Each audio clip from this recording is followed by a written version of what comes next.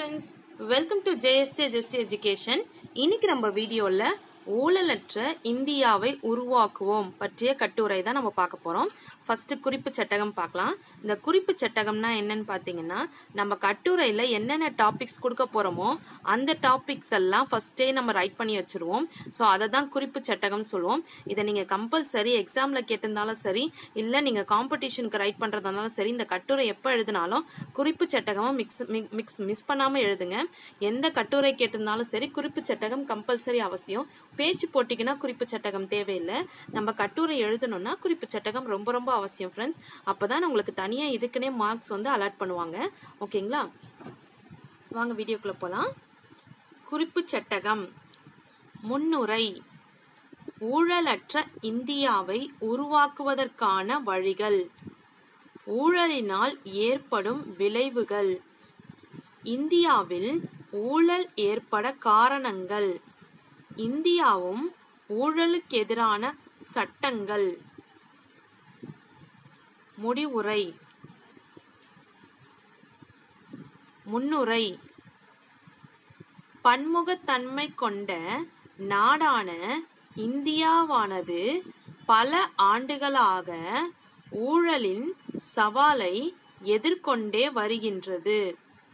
ஆகவே ஊழலற்ற இந்தியாவை உருவாக்குவதற்கான வழிமுறைகளை பின்பற்றி சிறந்த இந்திய தேசத்தை உருவாக்க வடிவமைப்பது அனைவருடைய கடமையாகும்.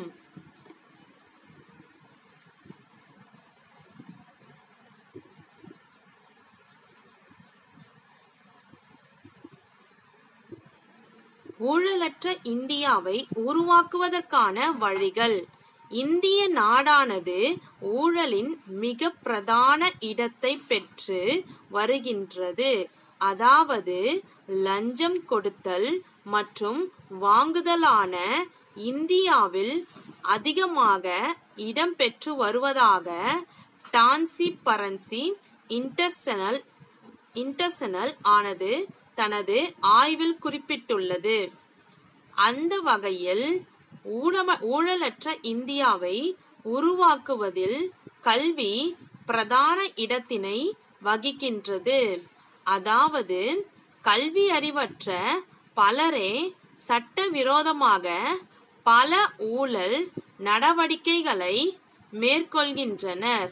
எனவே கல்வியை பரப்புவதுடனாக ஊழலில்லாத இந்திய நாட்டை கட்டி எழுப்ப முடியும். ஊழலில் ஈடுபடுபவர்களுக்கு கடுமையான தண்டனைகளை வழங்க வேண்டும். இதனூடாகவே சட்டவிரோதமாக தொழிலை மேற்கொள்பவர்கள், கருப்பு பணத்தை குவிப்பவர்கள் தண்டனை விரிவானதன் காரணமாக ஊழல் நடவடிக்கையில் ஈடுபட மாட்டார்கள்.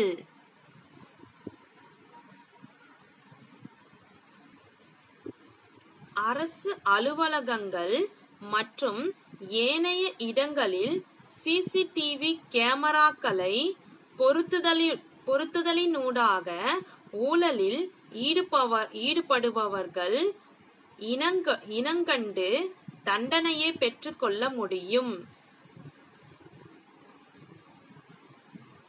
தண்டனையை பெற்றுக் கொடுக்க முடியும். ஊழல் தொடர்பான வழக்குகளை விசாரணை செய்து அத்தகவலை வழங்குபவர்களுக்கு சன்மானங்களை வழங்குதல் போன்றவற்றினூடாக ஊழலில் ஈடுபடுபவர்கள் லகுவில் அடையாளப்படுத்தப்படுவார்கள். ஊழலினால் ஏற்படும் விளைவுகள். ஊழலின் காரணமாக திறமையானவர்களில் வாய்ப்புகள் பறிக்கப்பட்டு திறமையற்றவர்களுக்கே வாய்ப்புகள் வழங்கப்படுகின்றன. ஜனநாயக நிறுவனங்கள் பலவீனப்படுத்தப்படுவதோடு சட்டத்தின் ஆட்சியானது சீர்குலைக்கப்படுகின்றது. சட்ட அமுலாக்க அதிகாரிகளுக்கு லஞ்சம் கொடுக்கப்படுகின்ற போது சட்டத்தின் மீதான மரியாதை இழக்கப்படுகிறது. மேலும் ஏழைகளின் சமூக மற்றும் பொருளாதாரம் ஓரங்கட்டப்பட வழியமைக்கின்றது.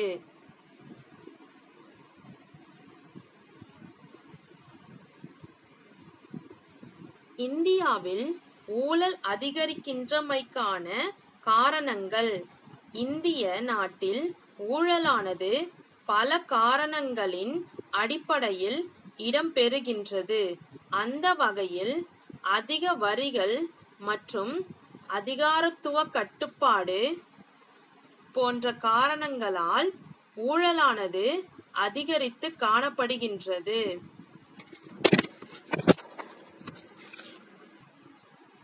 இந்தியாவில் ஊழல் அதிகரிக்கின்றமைக்கான காரணங்கள். இந்திய நாட்டில் ஊழலானது பல காரணங்களின் அடிப்படையில் இடம்பெறுகின்றது. அந்த வகையில் அதிக வரிகள் மற்றும் அதிகாரத்துவ கட்டுப்பாடு போன்ற காரணங்களால் ஊழலானது அதிகரித்து காணப்படுகின்றது. அதிக வரி காணப்படுவதன் காரணமாக மக்கள் சில சமயங்களில் ஊழல்வாதிகளுக்கு லஞ்சம் கொடுக்கின்றனர். மேலும் சிக்கலான வரிகள், வெளிப்படையான சட்டம் காணப்படாமை, ஊழல்வாதிகளுக்கு எதிரான அபராதம் இல்லாமை என பல்வேறுபட்ட காரணங்களால் இந்தியாவில் ஊழலானது அதிகரித்து காணப்படுகின்றது எனலாம். இந்தியாவும் ஊழலுக்கு எதிரான சட்டங்களும். ஃப்ரெண்ட்ல குறிப்பு சட்டகத்துல கூட சேஞ்ச் பண்ணிக்கோங்க ஃப்ரெண்ட்ஸ். இந்தியாவும் ஊழலுக்கு எதிரான சட்டங்களும் அப்படின்னு சேஞ்ச் பண்ணிக்கோங்க.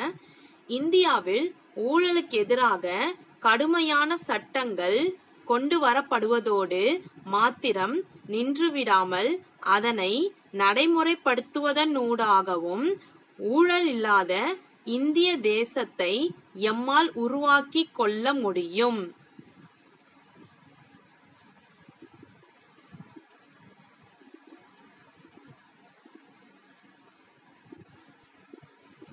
அந்த வகையில் இந்தியாவில் 1947 ஊழல் தடுப்பு சட்டம் கொண்டு வரப்பட்டதோடு மாத்திரமன்றி பல்வேறு தண்டனைகள் மற்றும் சட்டங்கள் ஊழலுக்கு எதிராக கொண்டு வரப்பட்டது. அவ்வாறு காணப்படினும் ஊழலானது இடம்பெற்று கொண்டேதான் இருக்கின்றது.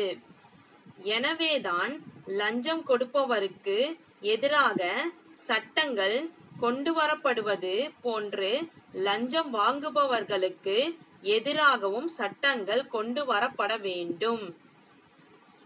முடிவுரை.